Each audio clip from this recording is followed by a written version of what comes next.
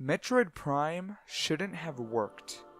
Turning a series that was only a 2D exploration game into a 3D first-person adventure game sounds insane. It seems like something a middle schooler thinks is a great idea for a video game, even though it just fundamentally feels wrong. But Nintendo was just like, hey, American dudes, make this game. And Retro just said, okay. We were then gifted this gem of a game. Metroid Prime is a solid Metroidvania game, with minor problems here and there. Platforming is kinda horrendous, and the endgame mandatory collectibles make me want to skin a cat. But as we probably all know, Prime didn't end there. It got 2 sequels. And today, I'm going to be talking about the middle child, Metroid Prime 2 Echoes, released in 2004 for the Nintendo GameCube.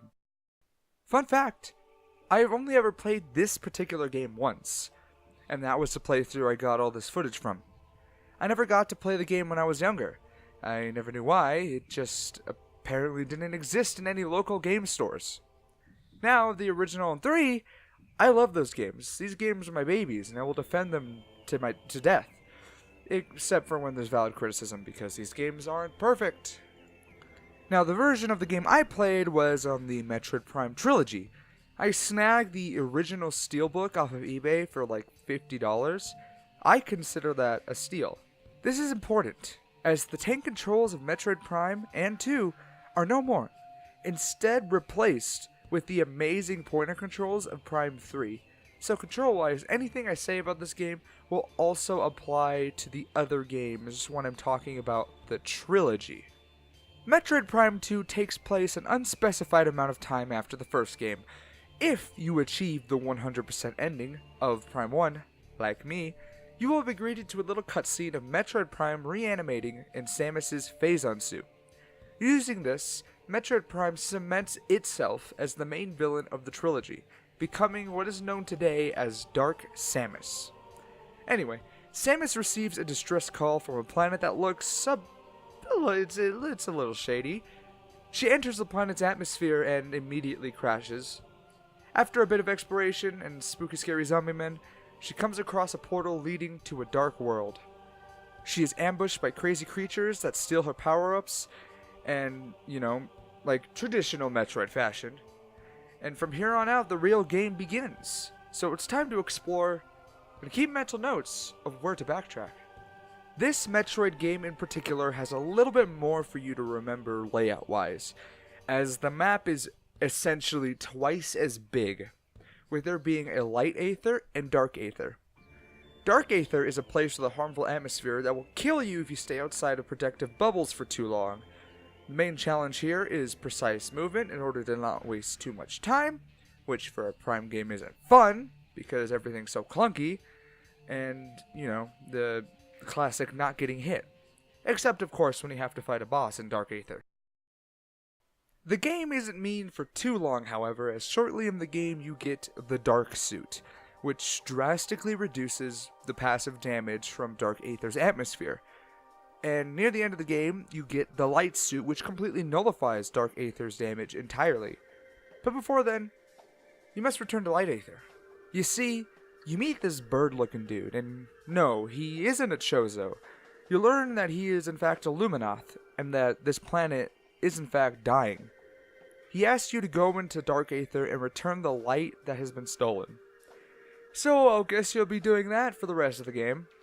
The general structure of the game seems to be explore an area in Light Aether, do some puzzles in Dark, progress enough to have the majority of the area unlocked, and finish in Dark Aether by finding 3 temple keys in each area.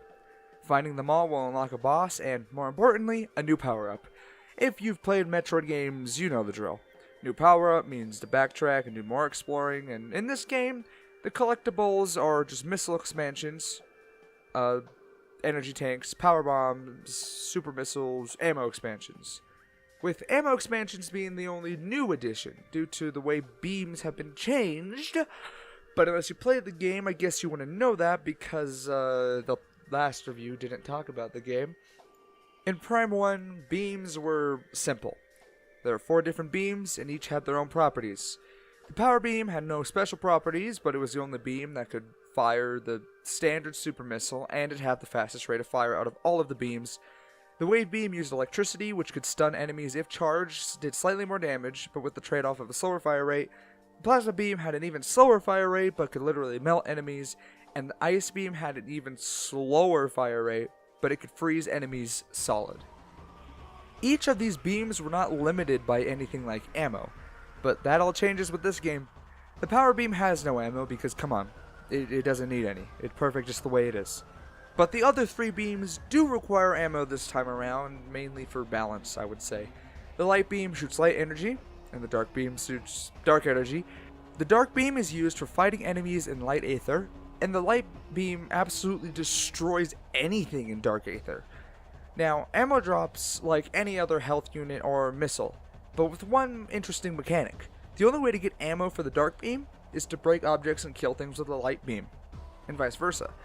This will lead to various situations where you're shooting enemies in dark aether with the dark beam knowing you're not doing anything, but you need to do it just to get ammo for your light beam. The final beam is the Annihilator Beam. The beam requires both light and dark ammo, but it's called the Annihilator Beam, so I think you can assume it's the strongest beam in the game. Basically, I only use this for boss fights, and, each beam has a missile combo of its own, but... I will say they are more interesting than the beam combos in Prime 1, but that's all I'm going to say about them. I'm not going to get into specifics. The combat for this game is nice and fluid, and while I haven't played the GameCube version of this game, an actual commenter left a helpful tip in regards to movement. I'm not sure if this applies to the second game, but I'm pretty sure it does.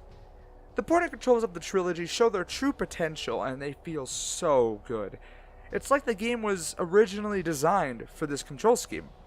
The addition of the spring ball, which you use by swinging the Wii Remote up, makes the Spider Ball Guardian not a complete asshole as well. So the controls get an A+ from me. Now I will mention the tank controls, because I have played Prime 1 on the GameCube. I personally never had issues with this control scheme, minus the platforming. Now maybe it's because I was young and I played the shit out of this game, but tank controls kind of feel normal to me now. Even when I started playing the Resident Evil series for the first time, I played with tank controls just fine.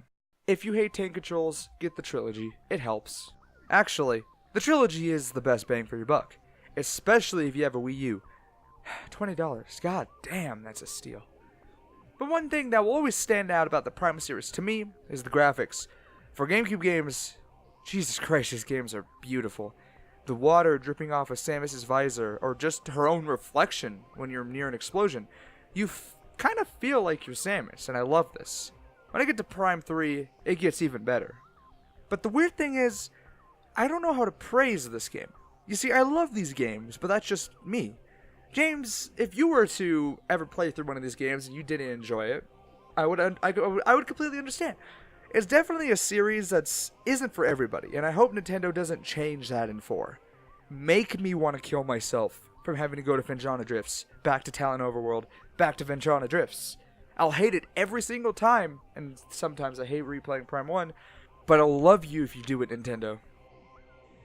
Thank you for watching another episode of That Game Review Show. I'll cover Prime 3 sometime in the distant future, but I'm thinking of reviewing a different kind of game for my next review. A game that I played for the first time recently because I bought a random Humble Bundle. An adventure to the world of survival horror.